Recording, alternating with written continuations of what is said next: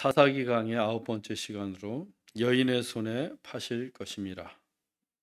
여인의 손에 파실 것임이니라. 이 제목으로 하나님 말씀 전하겠습니다. 사사 에훗이 죽고 난 후에 이스라엘 자손은 또 여호와의 목전에서 악을 행했습니다.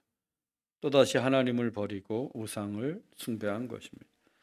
이에 진노하신 하나님께서 하솔의 가나안 왕 야빈의 손에 이스라엘을 파셨습니다. 그런데 여호수아 시대에도 이 하솔 왕 야빈과 이스라엘이 전쟁을 했던 적이 있습니다. 여호수아 11장 1절로 5절입니다. 하솔 왕 야빈이 마돈 왕 요밥과 시므론 왕과 악삽 왕과 및 북쪽 산지와 긴네롯 남쪽 아라바와 평지와 서쪽 돌의 높은 곳에 있는 왕들과 동쪽과 서쪽의 가나안 족속과 아모리 족속과 헷 족속과 브리스 족속과 여부스 족속과 미스바 땅 헤르몬산 아래 히위 족속에게 사람을 보내매 그들이 군대를 거느리고 나왔으니 해변에 수많은 모래 같고 말과 병거도 심히 많았으며 이스라엘과 싸우려고 함께 진쳤더라. 이때는 여호수아가 이스라엘 백성들을 이끌고 가나안 정복 전쟁을 벌일 때였습니다. 이스라엘이 이미 여리고 성을 무너뜨리고 아이성, 예루살렘, 헤브론, 야르뭇, 라기스, 에글론 등과의 전쟁에서 그야말로 파죽지세로 승리를 거두자 가나안 거민들은 두려움에 떨게 되었습니다. 그러자 하솔 왕 야빈이 가나안에 거주하는 여러 왕들, 동쪽과 서쪽, 산지와 산 아래의 왕들, 일일이 그 이름을 다 거론하기도 힘든 거의 모든 가나안 족속들과 군사 동맹을 맺었습니다. 그 수가 해변의 수많은 모래알처럼 많았고 말과 병거도 심히 많았습니다. 그들이 연합해서 이스라엘과 함께 싸우려고 진을 쳤습니다. 하지만 그 전쟁은 이미 하나님께서 여호수아의 손에 넘겨주신 전쟁이었습니다. 여호수아 11장 10절에서 11절입니다. 하솔은 그 모든 나라의 머리였더니 여호수아가 하솔을 취하고 그 왕을 칼날로 쳐 죽이고 그 가운데 모든 사람을 칼날로 쳐서 진멸하여 호흡이 있는 자는 하나도 남기지 아니하였고 또 하솔을 불로 살랐고. 하솔은 그 모든 나라의 우두머리였습니다. 그래서 하솔 왕 야빈이 가나안 왕으로 불렸던 것입니다. 그의 말에 모든 가나안 족속들이 동맹을 맺고 이스라엘과 싸우려고 합니다. 하지만 그 전쟁은 하나님이 여호수아의 손에 넘겨주신 전쟁이라고 했습니다. 따라서 그 수가 아무리 바다의 모래알처럼 많고 말과 병거가 심히 많아도 누가 이기는 전쟁이에요? 이스라엘이 이기는 전쟁이었습니다. 여호수아는 단번에 하솔을 취했고 그 나라의 왕 야빈을 칼날로 쳐 죽였습니다. 그 가운데 호흡이 있는 자는 하나도 남겨두지 않고 다 진멸했습니다. 그리고 하솔마저 불로 다 살라버렸어요. 이스라엘의 완승이었습니다. 하솔과 야빈은 그날로 완전히 패망했습니다. 그런데 사사시대에 들어서 이 하솔이 다시 세력을 스물스물 회복하더니 철병거 900대까지 갖추면서 야빈은 가나안 왕으로서의 지위도 회복하게 되었습니다. 아니, 여호수아의 칼날에 죽은 야빈이 어떻게 다시 살아난 것일까요? 야빈은 사람의 이름이 아니라 애굽의 왕을 바로라고 부르는 것처럼 하솔의 왕을 부르는 호칭이었습니까? 그러니까 불에 타기까지 했던 하솔이 이 사사시대에 이르러서 다시 재건을 했고 새롭게 하솔의 왕이 된 야빈이 철병거 900대를 둘 만큼 세력을 일으켜 가나안 왕으로서 불리던 옛 명성을 회복한 것입니다. 이제 그들의 군사력이 이스라엘을 압도하고 있습니다. 이것이 다 하나님께 순종하지 못하고 가나안 주민들을 쫓아내지 않았던 결과입니다. 악의 뿌리를 제거하지 못했기 때문입니다. 여러분, 악은 제거해야 합니다. 악은 봐줄 수 있는 게 아니에요. 잠시 누른다고 해서 그 세력이 약해졌다고 해서 악의 문제가 해결되는 게 아닙니다. 완전히 제거해야 돼. 그렇지 않으면 우리가 방심하고 있을 때, 우리가 불순종하고 있을 때 악은 다시 스물스물 기력을 회복해서 우리를 괴롭힐 것입니다. 이 하솔왕 야빈처럼 우리 안에 있는 게으름, 죄성, 유혹을 이기지 못하는 옛 습관들을 모두 버리십시오. 완전히 버려야 합니다. 그래서 다시는 그 악이 우리로 하여금 똑같은 죄를 짓게 하지 말게 하고 또 그 악으로 말미암아 괴로움 당하는 일이 없도록 우리가 믿음으로 승리하기를 원합니다. 철병거 900대가 있었던 야빈은 그 강력한 무기들로 이스라엘을 제압했습니다. 그리고 20년 동안이나 이스라엘 자손들을 심히 학대했어요. 고통받던 이스라엘은 다시 하나님께 부르짖었습니다. 그러자 하나님은 그들을 구원하시기 위해 여선지자 드보라를 사사로 세우셨습니다. 이 선지자이면서 사사였던 인물은 이스라엘 역사를 통틀어 단 3명뿐이라고 했어요. 모세, 사무엘, 그리고 드보라입니다. 당시 여인이 차별을 받던 문화 속에서 드보라가 선지자이자 사사가 되었다고 하는 것은 그의 신앙과 믿음이 굉장히 신실하고 탁월했음을 보여주는 것입니다. 선지자는 하나님의 말씀을 전하는 사람입니다. 그래서 전쟁에 직접 참여하는 경우가 없습니다. 하나님의 말씀을 대언하는 것이 훨씬 더 중요했기 때문입니다. 반면에 사사는 평소에는 백성들을 재판하지만 전쟁 중에는 전투를 지휘하고 때론 온니엘이나 에훗처럼 또 상갈처럼 최전방에서 직접 전투에 참여하기도 합니다. 그러면 이 선지자이면서 사사인 드보라는 어떻게 해야 되는가? 선지자의 직분이 우선이었어요. 전쟁에서 직접 창칼을 들고 싸우는 것보다 하나님의 말씀을 백성들에게 전하는 사역이 더 중요했기 때문입니다. 그래서 모세와 사무엘도 남자였음에도 불구하고 직접 전투에 참여하거나 창칼을 휘두르며 싸운 적이 단 한 번도 없었어요. 그냥 손만 들고 있었죠. 그 대신 장수를 내세워서 전쟁을 지휘했습니다. 모세는 여호수아를 대장군으로 세웠고 사무엘은 사울 왕을 세웠습니다. 드보라의 경우도 마찬가지였습니다. 그가 여자라서가 아니라 본래부터 선지자였기 때문에 직접 전투에 나서지 않았고 장수 한 사람을 세웠는데 그가 바로 신약 성경에서 믿음의 영웅 중 한 사람으로 꼽히는 바락이었습니다. 본문 6절로 7절입니다. 드보라가 사람을 보내어 바락을 납달리 게데스에서 불러다가 이르되 이스라엘의 하나님 여호와께서 명령하지 아니하셨느냐? 너는 납달리 자손과 스불론 자손 10,000명을 거느리고 다볼산으로 가라. 내가 야빈의 군대 장관 시스라와 그의 병거들과 그의 무리를 내 손에 넘겨주리라. 드보라는 먼저 선지자로서 바락에게 하나님의 말씀을 전합니다. 하나님 여호와께서 명령하지 아니하셨느냐? 너는 납달리 자손과 스불론 자손 10,000명을 거느리고 다볼산으로 가라. 이것은 하나님의 말씀, 여호와의 명령을 받은 선지자 드보라가 바락에게 그대로 대언한 것입니다.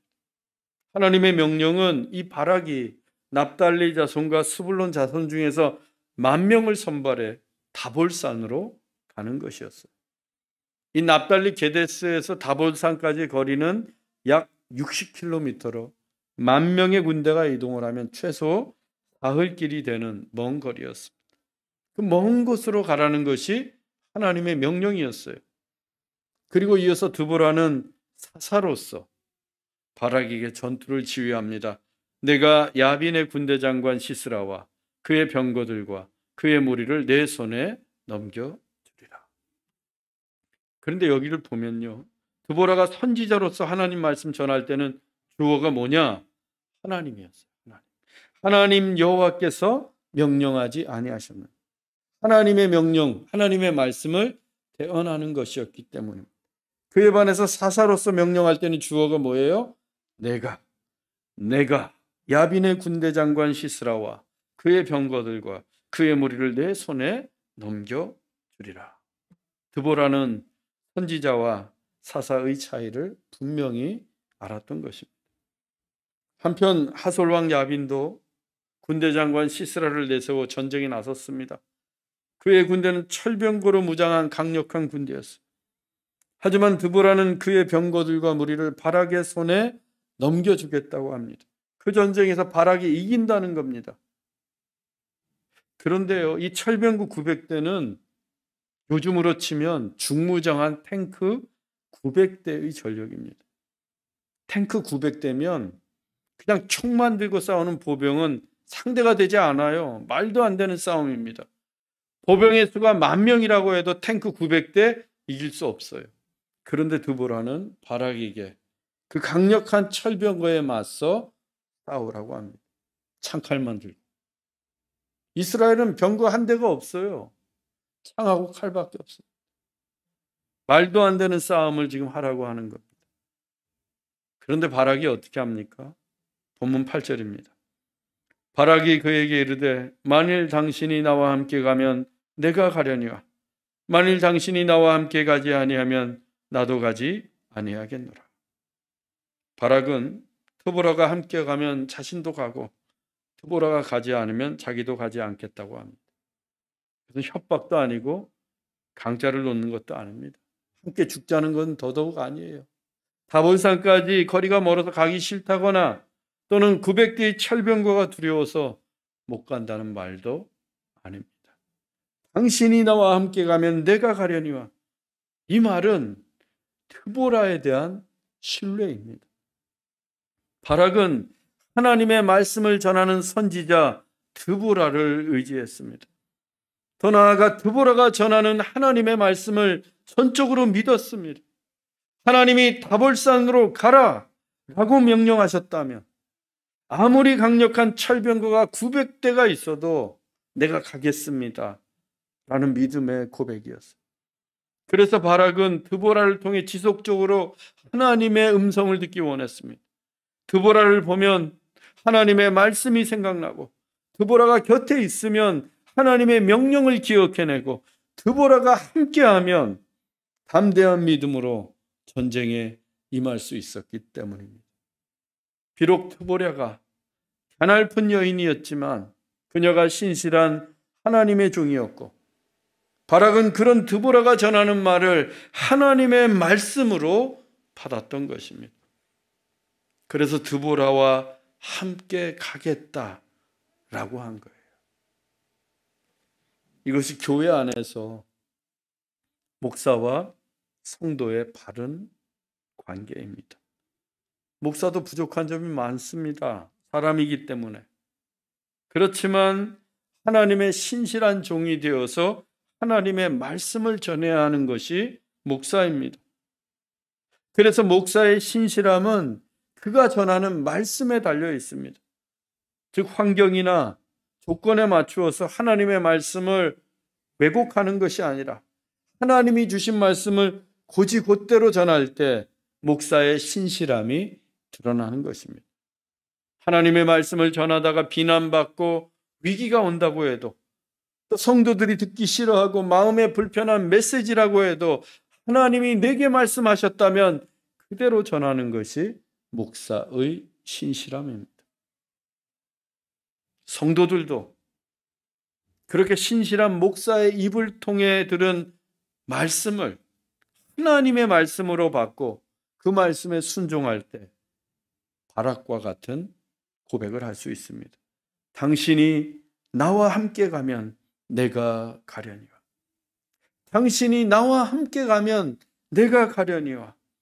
하나님의 말씀을 신실하게 전하는 목사와 더불어 신앙의 여정을 함께 가는 성도, 얼마나 멋진 교회입니까? 저도 드보라와 같은 목사가 되길 원합니다. 어떠한 경우에도 신실함을 잃지 않고 하나님의 말씀을 받은 그대로 바르게 전할 것입니다. 여러분들도 바락과 같은 믿음의 성도들이 되길 바랍니다. 그래서 목사와 성도가 함께 믿음의 순례를 떠나는 좋은 씨앗 교회가 되기를 간절히 소망합니다. 바락의 요청에 드보라가 답을 했습니다. 본문 9절입니다. 내가 반드시 너와 함께 가리라. 그러나 네가 이번에 가는 길에서는 영광을 얻지 못하리니 이는 여호와께서 시스라를 여인의 손에 파실 것임이니라. 드보라는 내가 반드시 너와 함께 가리라. 바락과 반드시 함께 가겠다고 합니다. 바락에게 분명 큰 힘이 되었을 것입니다. 하지만 그 다음 내용은 바락을 위한 말이 아니었습니다. 내가 이번에 가는 길에서는 영광을 얻지 못하리. 이번 전쟁에서는 바락이 영광을 얻지 못한다는 거예요. 즉 바락이 이번 전쟁의 주인공이 아니라는 말입니다. 기껏 기데스에 있던 바락을 불러내서 그 먼 다볼산으로 가서 전쟁을 하라고 해놓고는 그것도 철병거 900대가 버티고 있는 강력한 군대와 싸워야 하는데 그 전쟁의 영광은 바락의 차지가 아니었습니다. 왜냐하면 여호와께서 시스라를 여인의 손에 파실 것임이니라. 하나님이 택하신 주인공은 다른 사람이었어요. 하나님은 적장 시스라를 여인의 손에 파셨습니다. 이 말은 바락의 사기를 떨어뜨리기에 충분했고 바락의 기분이 상할 수 있는 내용이었어요. 우리 교회로 치면 누군가에게 제가 어렵고 고된 사역과 봉사를 맡겼는데 그 사역에 대한 찬사와 영광은 다른 사람이 차지하는 거예요. 수고는 이 사람이 했는데. 만일 이런 일이 교회 안에서 일어난다면 목사님 나 기분 나빠서 못하겠어요. 내가 남 좋은 일 시킬 일 있어요? 어떻게 이럴 수 있냐고 하면서 고생은 내가 다 했는데 공정하지 않다고 그러면서 사역을 그만둘 수도 있어요. 열심히 해봤자 그 영광은 내 차지가 아니기 때문에. 그런데 바락이 어떻게 합니까? 본문 16절입니다. 바락이 그의 병거들과 군대를 추격하여 하로셋 학고임에 이르니 시스라의 온 군대가 다 칼에 엎드러졌고 한 사람도 남은 자가 없었더라. 바락은 이번 전쟁의 영광이 자기 자신에게 없다는 건 이미 알고 있어요. 드보라에게 들었기 때문에. 그런데 그 말을 듣고도 전쟁에 참전했습니다. 그리고 시스라의 군대와 병거를 추격합니다. 시스라의 온 군대를 칼로 쓰러뜨립니다. 시스라의 군사 중에 한 사람도 남은 자가 없을 만큼 바락은 최선을 다해서 싸웠어요. 그 전쟁의 영광은 이미 다른 사람 것임에도 불구하고 이것이 바락의 위대한 점이에요. 이후에 적의 군대 장관 시스라를 잡은 사람은 야엘입니다. 헤벨의 아내 야엘. 성경 퀴즈에도 나왔던 야엘. 하나님이 이미 말씀하신 대로 다른 여인의 손에 시스라를 파셨어요. 야엘은 자기 집으로 도망쳐온 시스라가 깊이 잠이 들자 그의 관자놀이에 말뚝을 박아 죽입니다. 그리고 시스라의 시신을 바락에게 내주었어요. 이 동서고금을 막론하고 모든 전쟁에서 최후의 승자는 적장을 베는 사람이에요. 마지막 순간. 적의 우두머리를 이긴 사람이 그 전쟁에서 최고의 영광을 차지하게 됩니다. 양을 치던 그 이름 없던 목동 다윗이 단숨에 이스라엘의 왕이 된 사건이 있어요. 뭐예요? 적장 골리앗을 쓰러뜨렸을 때. 그 때문에 백성들은 사울은 천천히요 다윗은 만만히로다 하면서 사울 왕보다 다윗에게 더 큰 찬사와 영광을 보내지 않았습니까? 이번 하솔과의 전쟁도 마찬가지입니다. 적의 군대 장관 시스라를 잡는 자가 최고의 영광을 차지하게 됩니다. 그런데 하나님은 이미 그 영광을 여인의 손에 파셨어요. 바락이 아무리 잘 싸워도 시스라를 죽일 수가 없습니다. 그런데도 바락은 그 영광에 개의치 않고 하나님의 명령을 온몸으로 순종하면서 싸웠어요.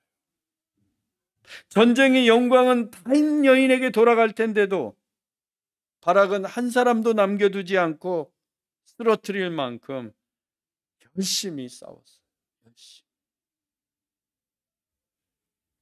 바락에게 중요한 것은 자기에게 돌아오는 영광이 아니라 하나님의 말씀에 순종하는 삶이었기 때문입니다. 그래서 믿음의 눈으로 볼 때 이 스토리의 주인공은 사사 드보라도 아니고 시스라를 죽인 야일도 아닌 바락입니다. 하나님 말씀에 순종하여 싸운 바락이 사사기 4장의 주인공이에요. 놀라운 것은 이때로부터 약 1200년이 지난 후에 히브리서가 믿음의 영웅 목록에 드보라나 야엘이 아닌 바락의 이름을 올려놓았다는 사실입니다. 히브리서 11장 32절로 33절이요. 3절입니다. 내가 무슨 말을 더하리요? 기드온, 바락, 삼손, 입다 및 선지자들의 일을 말하려면 시간이 부족하리로다. 그들은 믿음으로 나라들을 이기기도 하며. 히브리서 11장은 믿음장입니다. 1절부터 쭉 믿음의 영웅들이 나열되어 있어요. 믿음으로 더 나은 제사를 드렸던 아벨을 필두로 해서 300년간 하나님과 동행한 에녹, 믿음으로 방주를 지었던 노아, 믿음의 조상이 된 아브라함, 믿음으로 애굽의 총리가 된 요셉, 그리고 믿음으로 홍해를 가른 모세 등 위대한 믿음의 선조들을 쭉 열거하고 있어요. 그리고서 기드온, 삼손, 입다 등 기라성 같은 사사들의 이름을 나열하고 있는데 그 사사들 이름들 사이에 사사도 아닌 바락의 이름이 당당하게 올라가 있어요. 하나님은 바락을 잊지 않으셨습니다. 하나님은 자기 영광을 구하지 않고 하나님께 온전히 순종했던 바락의 믿음을 기쁘게 보셨습니다. 그래서 히브리서 기자를 통해 믿음으로 나라를 이긴 바락을 칭찬하시면서 바락의 믿음을 성경에 기록해 영원한 하나님의 말씀이 되게 하셨어요. 바락은 비록 드보라 시대에는 영광을 얻지 못했지만 그때로부터 1200년이 지난 신약 시대로부터 지금까지 2000년 동안 그리고 앞으로도 영원히 믿음의 영웅으로 남게 될 것입니다. 사랑하는 형제자매 여러분, 우리의 헌신과 사역이 지금 당장 우리에게 영광이 되지 않을 수도 있습니다. 우리가 열심히 수고했는데도 다른 사람이 그 영광을 차지할 수도 있습니다.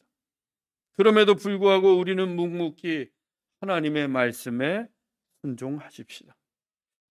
선을 다해 하나님께 순종하십시다. 하나님께서 잊지 않으시고 반드시 축복하실 것입니다. 하나님께서 우리의 믿음을 보시고 기뻐하실 것입니다. 우리 모두 믿음으로 순종하는 이 시대의 바락이 될 수 있기를 주 예수 그리스도의 이름으로 축원합니다. 기도하겠습니다. 사랑이 풍성하신 하나님, 하나님의 말씀을 바르게 전하는 신실한 목사가 되게 하시고 그런 목사와 함께 믿음의 순례를 떠나는 성도들이 되게 하옵소서.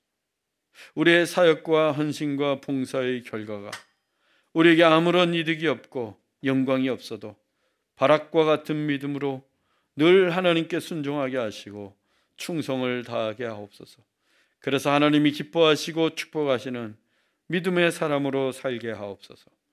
길이요 진리요 생명이신 예수 그리스도의 이름으로 기도하옵나이다. 아멘.